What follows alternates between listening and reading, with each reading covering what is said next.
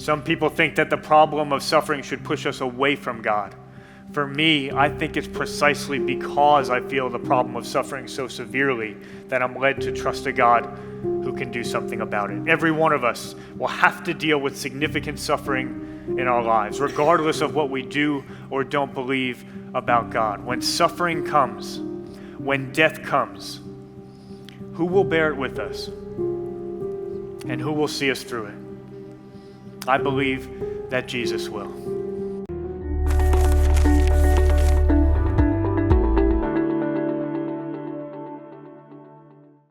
Why suffering? Our topic for this session.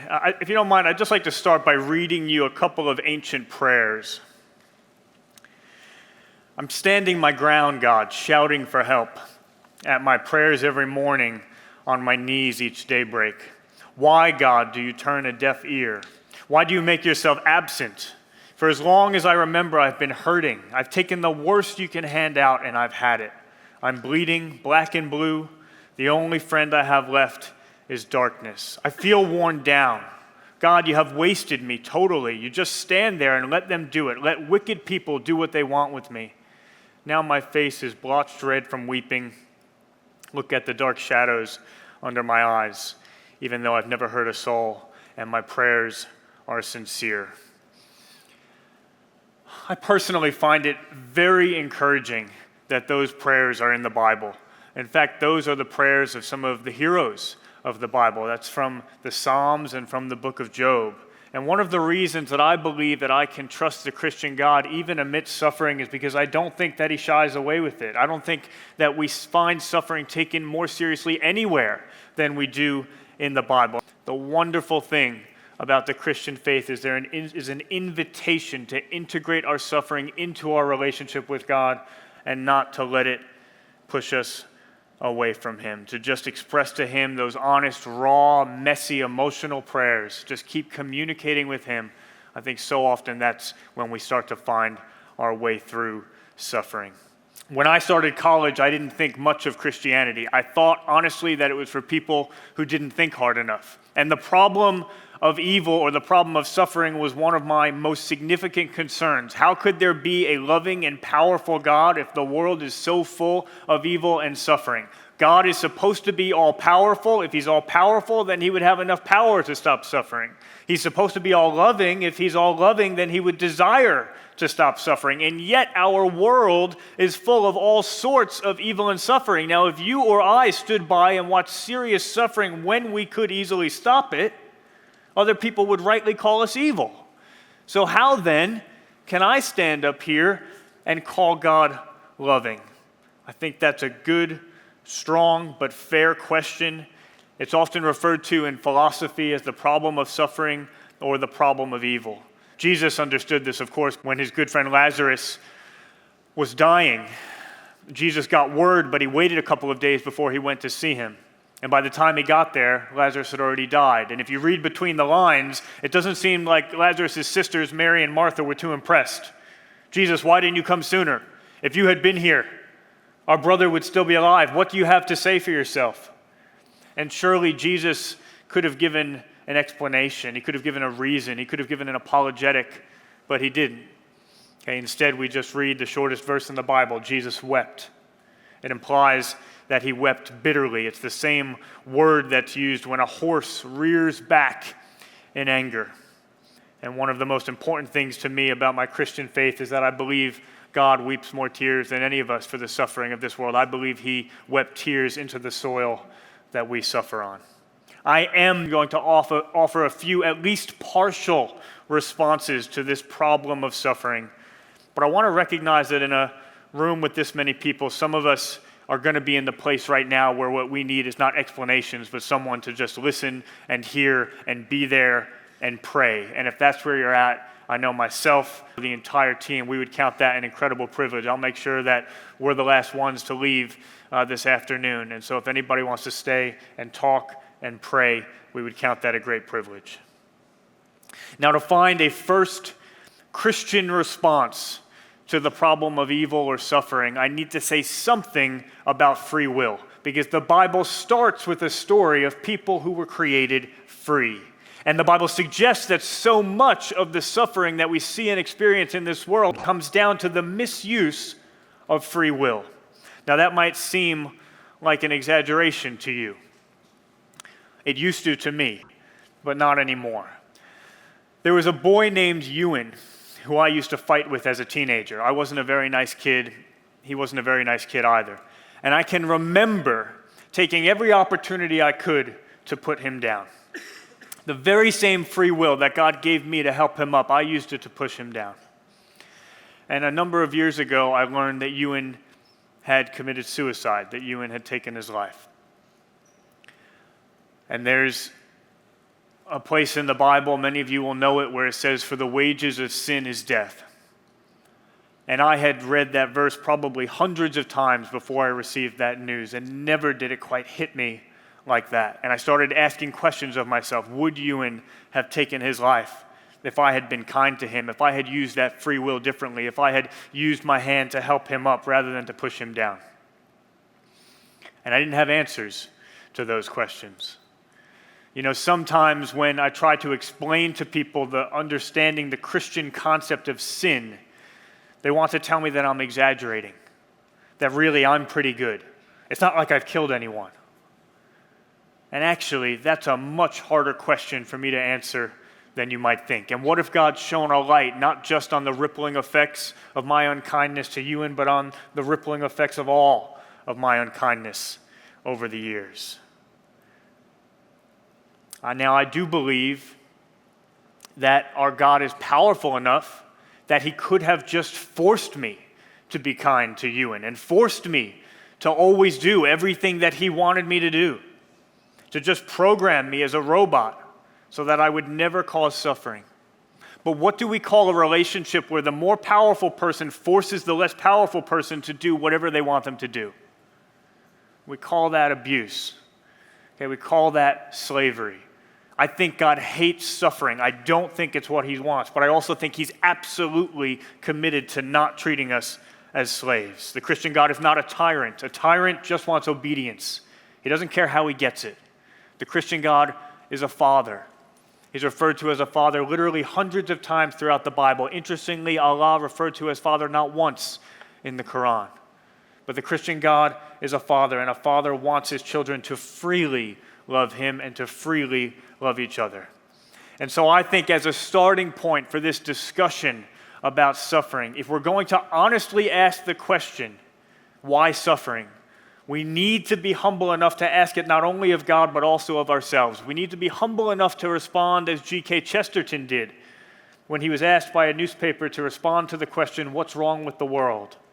And he wrote in a very short article. He wrote, "Dear sirs, I am sincerely yours, G.K. Chesterton." The next response that I'd like to share with you, it starts with the following observation. We're not that smart. One of the assumptions that's smuggled into the thought that suffering disproves the existence of God is this assumption. If God has good reasons for allowing suffering, we should expect to know what those reasons are. Let's question that. Why think that? When I take my family dog, Buster, to the vet, okay, Buster doesn't understand why. There's Buster, family dog from my childhood. My dad says Buster's his favorite son. I'm not mad. Now, when I take Buster to the vet, Buster doesn't understand why he needs to suffer the pain of a needle. And when I sit Buster down on the couch and I try to explain to Buster, this is really important so you don't get a terrible disease, I don't get very far. And that's not because of some lack of ability on my part. It's not because I'm not a good enough communicator. Buster simply isn't the sort of being that can always understand all of the reasons that I have for all of the things that I do. Now, you can see the analogy. Okay, my ways are higher than Buster's ways.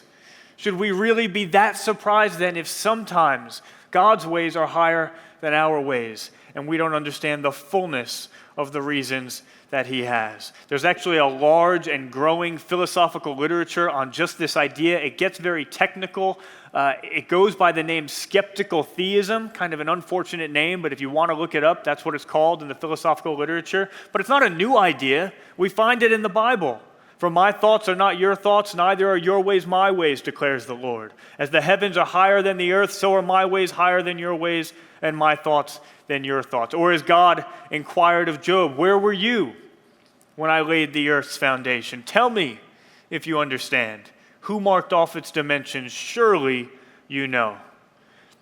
Now, personally, my experience of universe creation is zero. I have created 0 universes.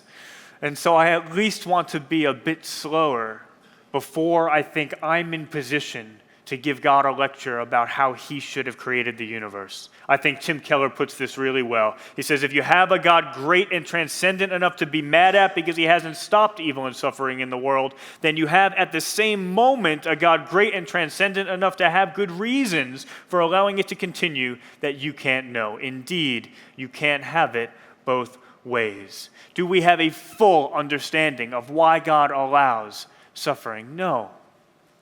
But if God is as big as Christians claim that he is, that is exactly what we should expect to find if God does have good reasons. And if it's exactly what we should expect to find if God does have good reasons, then the fact that we find it can't be strong evidence that he doesn't exist. I have a couple more thoughts I'd like to share with you, and I'd like to do so by telling you a few of my favorite stories. So first, a true story. My mom and dad, they met when they were teenagers. They both worked in the same supermarket, my mom as a cashier and my dad stocking the shelves. On their first date, they went to a black tie event in New York City on New Year's Eve, and they fell in love. Then on their second date, they were standing on the Brooklyn Bridge. They were overlooking the picturesque New York City skyline, and my dad noticed a ring on my mom's finger. So he asked about it. She said, oh, that's just some ring one of my old boyfriends gave to me. I just wear it because I think it looks nice. My dad said, oh yeah, it is nice. Let me see it. So my mom took it off and handed it to my dad. My dad had the ring, and he hurled it off the bridge, and he watched it sink to the bottom of the East River. And he said, you're with me now. You won't be needing that anymore. And my mom loved it. I think that was sort of the clinching moment for them. Now, how is this relevant to the problem of suffering? I promise it's relevant. Well, it's typical to think of the problem of suffering like this. We picture ourselves in this world with all of its suffering and pain. And then we picture ourselves in a very different world with far less suffering or with no suffering. And then we think to ourselves, well, God, surely you should have made me in the other world, in the world with no suffering or with far less suffering. And that's a reasonable thought. But I think there's a question that we forget to ask. Would it still be you and me as the individuals that we are and all of the people that we love if God had made this very different world? And if things were as different as we sometimes imagine that we hope them to be. If you can believe it, 50 years later, my dad still tries to get my mom to tell him who the old boyfriend was. She flatly refuses to say, worried that he's going to pay him a visit. But let's suppose, it's about the right generation, let's suppose that mom's old boyfriend had been Sylvester Stallone. Now, if that were the case, you have to admit there'd be some things that would be positive about having Stallone as my dad. You know, for one thing, I doubt I'd have to worry about getting bullied at school if my dad was both Rocky and Rambo. But there's one problem with wishing that things had worked out between my mom and Sylvester. And here's the problem. I never would have existed. Maybe some other child would have existed, and maybe that child wouldn't have had to worry about getting bullied at school. But part of what makes me who I am, not everything that makes me who I am, I believe I have a soul, but part of what makes me who I am is my beginning. The parents that I have, the combination of genes that's true of me, the sperm and egg cells that I came from.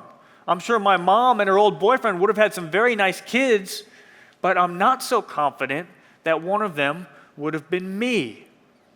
Now, we often, very understandably, wish that we could take some specific piece of suffering out of this world while keeping everything else the same. What I'm suggesting is that I'm not so sure that it works that way.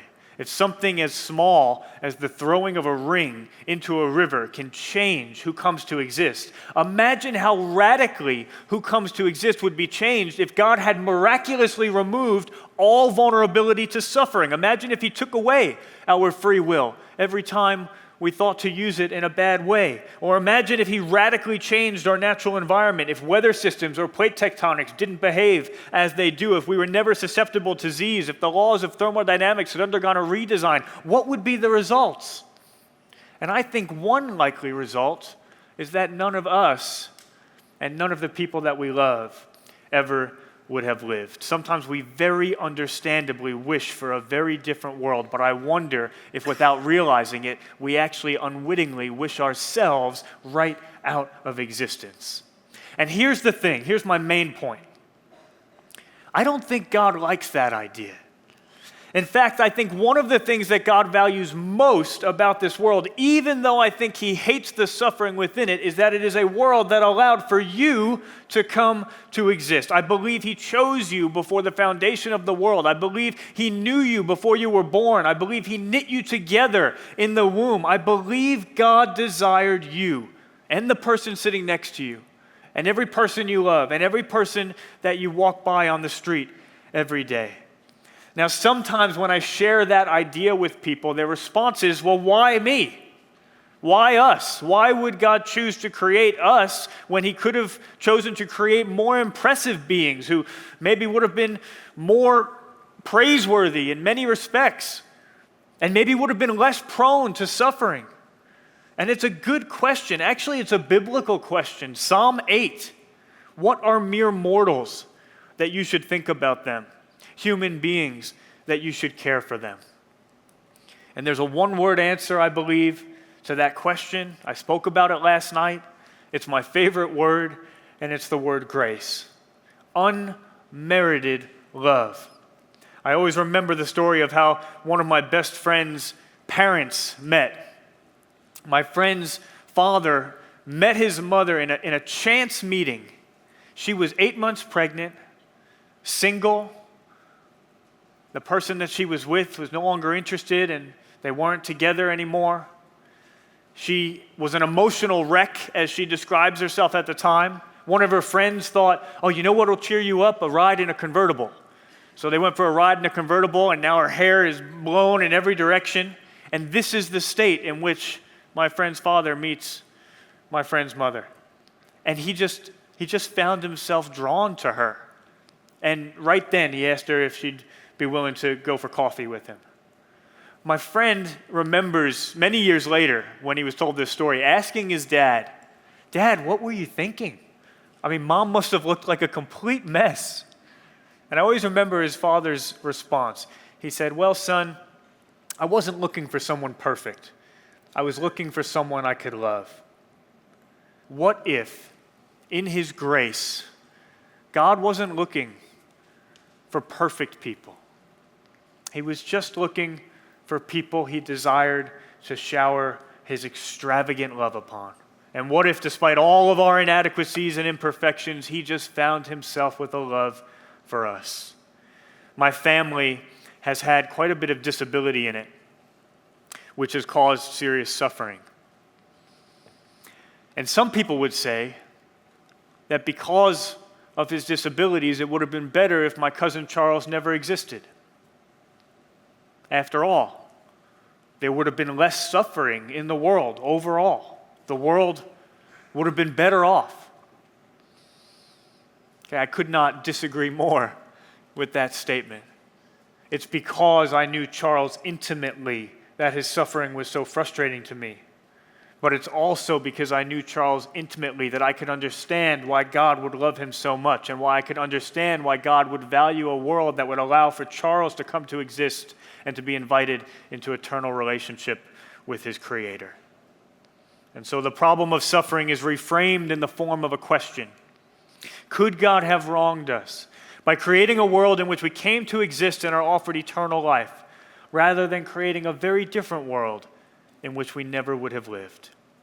There's actually a strong analogy here between divine creation on the one hand and human procreation on the other.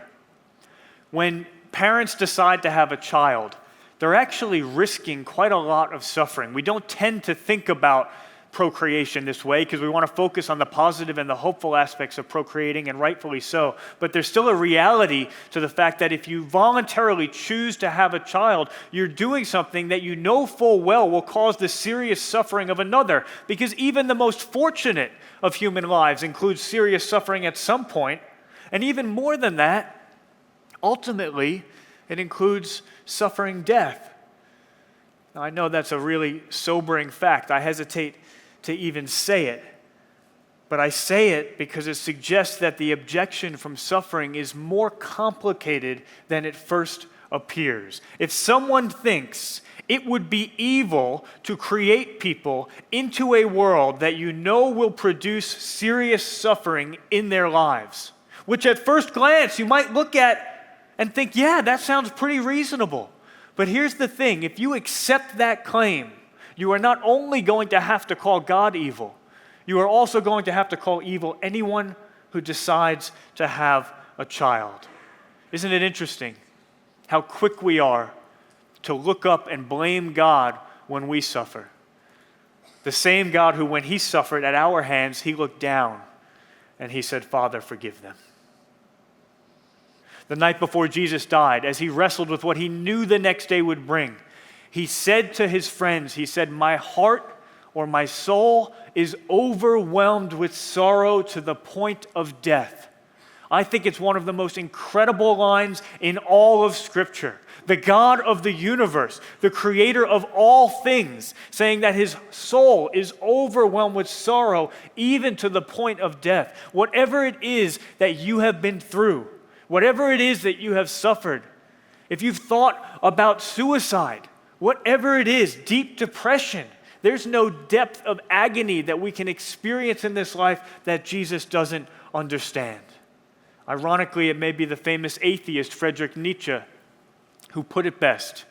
He said, the gods justified human life by living it themselves, the only satisfactory response to the problem of suffering ever invented.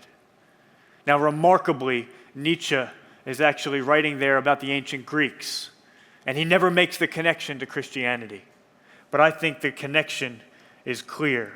At the cross, we see the absolute uniqueness of the Christian response to suffering. In Islam, the idea of God suffering is nonsense. It's thought to make God weak. In Buddhism, to reach divinity is precisely to move beyond the possibility of suffering, to detach yourself from anything or anyone that could cause suffering in your life. Contrast that with Jesus Christ, who did everything he possibly could to attach himself to our suffering and to suffer with us and to see us through it.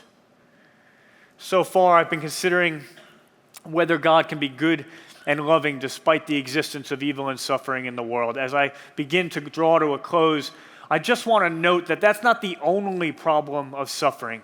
There's also the problem of how we're going to deal with suffering in life. And that's a problem for every one of us and every person that we know, regardless of what we do or don't believe about God. Come to me, all of you who are weary and burdened, and I will give you rest. You will find rest for your souls, for my yoke is easy and my burden is light. Such a better hope. Some people think that the problem of suffering should push us away from God. For me, I think it's precisely because I feel the problem of suffering so severely that I'm led to trust a God who can do something about it. Every one of us will have to deal with significant suffering in our lives, regardless of what we do or don't believe about God. When suffering comes, when death comes, who will bear it with us? And who will see us through it? I believe that Jesus will. And I believe at the end of time, God will set things right. In a place that God describes as where there is no more death or mourning or crying or pain. Why? because God himself will wipe away every tear. Don't know if you've ever noticed that little detail in that verse. It's not just that the tears are going to be wiped away, but God, Jesus, literally, physically, will be the one to wipe away our tears. What an incredible hope. What an incredible promise of the intimacy of relationship with God that we were created for and that we are intended for. May God bless you in the good times. May he also bless you in the context of your suffering, in knowing that you're not alone, that God is always with you, that God is with you and for you to such an extent that he would suffer with you, and that in the end, he will make things right.